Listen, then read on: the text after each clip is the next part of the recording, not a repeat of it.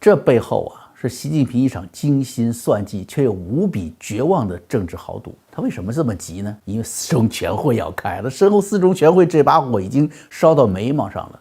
我们就举一个最简单的例子吧。10月10号，胡锦涛之子胡海峰与民政部部长陆志源等共同出席国务院新闻发布会。胡海峰什么职务？现在连民政部的常务副部长都不是。但大陆媒体每日经济新闻、上官新闻还有北京日报、长安间知识等的，在报道相关新闻的时候，都在标题上突出胡海峰，甚至只字不提部长陆志源。咱知道这20大上面这胡锦涛被架出主席台，受尽了屈辱。儿子胡海峰作为浙江丽水市委书记当选人大代表，当时就在台下就坐，看着他父亲被活生生拖下去，这种奇耻大辱他会忘记吗？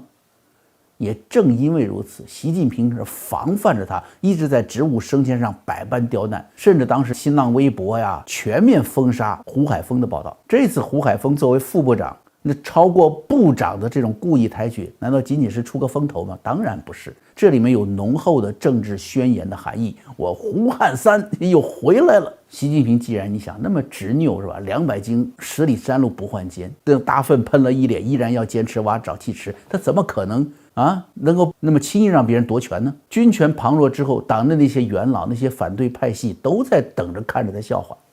他急需一份能镇得住场子的成绩单来堵住所有人的嘴。